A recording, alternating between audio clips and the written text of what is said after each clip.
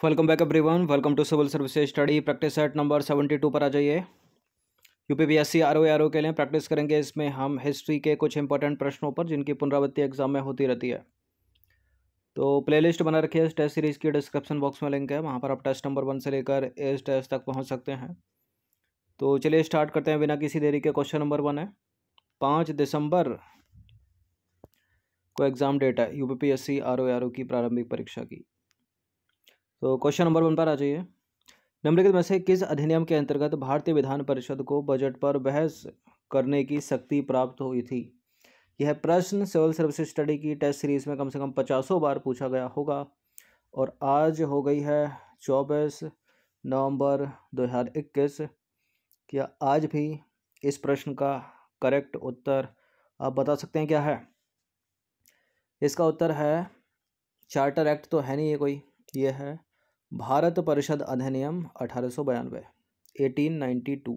Option number B क्या है? भारतीय परिषद अधिनियम 1892। तो 1892 के भारत परिषद अधिनियम या भारतीय परिषद अधिनियम में बजट पर वाद विवाद व इससे संबंधित विषय पर प्रश्न पूछने का अधिकार दिया गया, परंतु मत विभाजन का अधिकार नहीं दिया गया था। अतिरिक्त सदस्यों को बजट से संबंधित विशेष अधिकार नहीं दिए गए। वह प्रशासन से संबंधित प्रश्न पूछ सकते थे, पर लेजिस्लेटिव काउंसिल के अध्यक्ष को किसी भी प्रश्न को अस्वीकार करने का अधिकार था। नंबर 2 पर आ जाइए। गांधी जी के नाम के पहले महात्मा जोड़ा गया।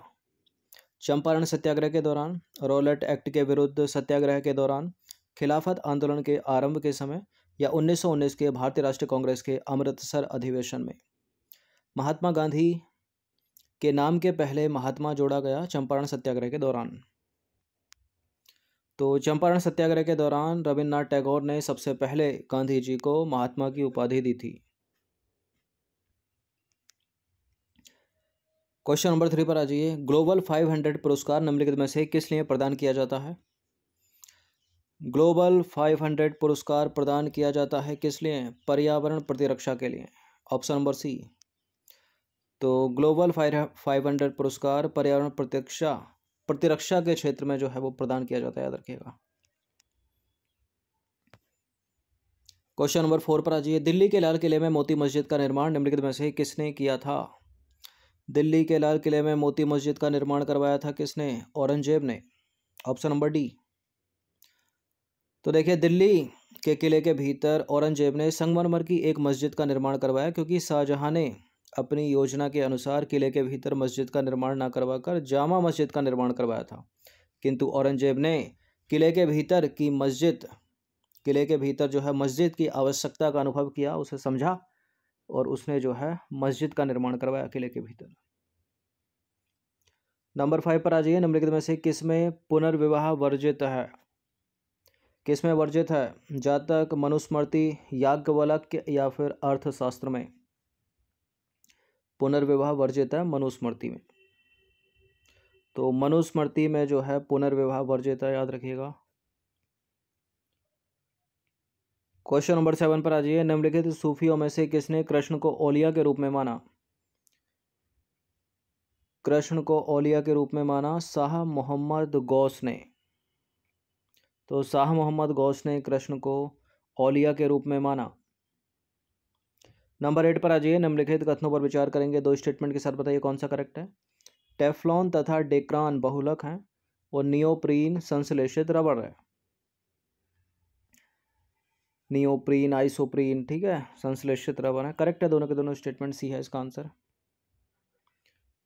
क्वेश्चन नंबर 9 पर आ जाइए। निम्नलिखित में से किन सिख गुरुओं को तत्कालीन शासकों द्वारा मृत्युदंड की सजा दी गई थी? ठीक है, मृत्युदंड दिया गया था। हिंदी में पूछ लेते हैं, मृत्युदंड की सजा। ठीक है, तो सजा जो है वो गलत है, वहाँ पर एक्स्ट्रा है कि मृत्युदंड ही एक तरह से सजा है। 60 प्रश्न भी हिंदी के भी आते हैं ना इसमें। चलिए देखिए, गुरु अर्जुन देव और गुरु तेग बहादुर, ठीक है, एक को जहांगीर ने और दूसरे गुरु तेग बहादुर को औरंगजेब ने, यानी दूसरा और चौथा इसका आंसर हो जाएगा ऑप्शन नंबर 2 और 4 1। तो गुरु अर्जुन देव को जो सिखों के 5वें गुरु थे, जहांगीर ने फांसी की सजा दी थी, और गुरु तेग बहादुर जो सिखों के 9वें गुरु थे, इनको गुरु गुरु तेग बहादुर को, जो सिखों के 90 गुरु थे, औरंगजेब ने फांसी की सजा दी थी। क्वेश्चन नंबर 11 पर आ जाइए। ईसा की प्रारंभिक शताब्दियों में भारत तथा रोम के बीच तेज व्यापारिक संबंधों की सूचना किस पुरास्थल की खुदाई से प्राप्त हुई है? मदुरै, ताम्रलिप्ति, तोंडी या अरिकमेडु? क्या है 10 का answer? Arikamedu, option number D. तो अरिकमेडु पौंडीचेरी से 3 किलोमीटर दूर कोरोमंडल तट पर स्थित एक प्रसिद्ध एवं प्राचीन बंदरगाह था, जिसके चीन, मलाया और रोम से घनिष्ठ व्यापारिक संबंध थे। और उत्खनन से प्राप्त रिपोर्ट के आधार पर इस नगर का जो समय है वो प्रथम शताब्दी ईसा पूर्व से द्वितीय शताब्दी तक माना जाता है।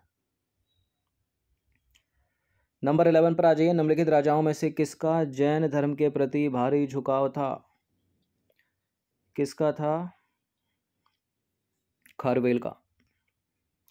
तो कलिंग नरेश खारवेल जो है जैन धर्म का अनुयायी था।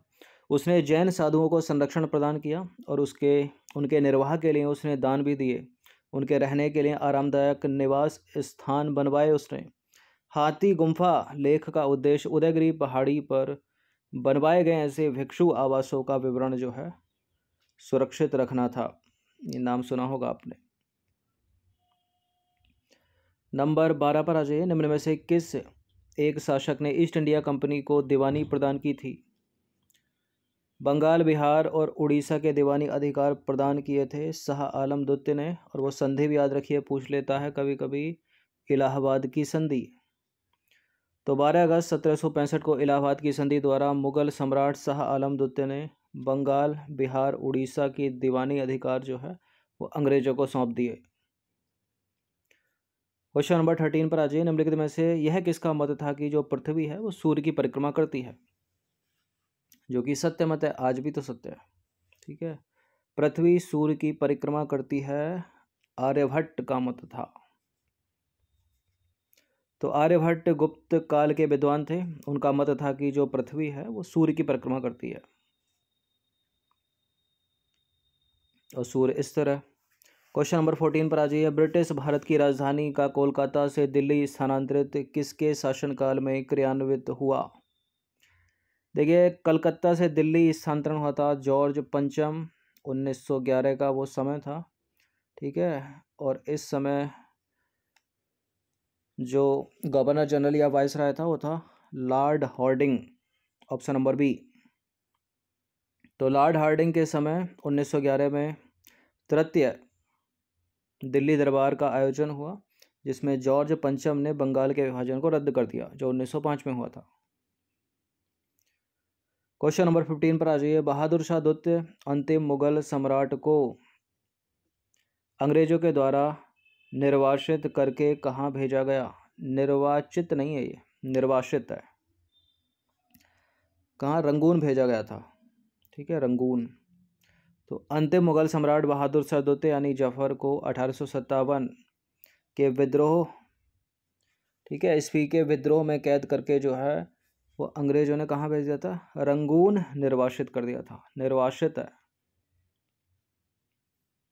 नंबर 16 पर आ जाइए। निम्न में से किस सुल्तान ने आगरा नगर की नींव डाली थी? तो इस प्रश्न का उत्तर सबको पता होगा, सिकंदर लोदी। तो सिकंदर लोदी ने 1500, प्रिंटिंग मिस्टेक बड़ी हो गई आज तो, 1504 में राजस्थान के शासकों पर नियंत्रण को सुरक्षित रखने के लिए आगरा का नवीन नगर बसाया सिकंदर लोदी ने।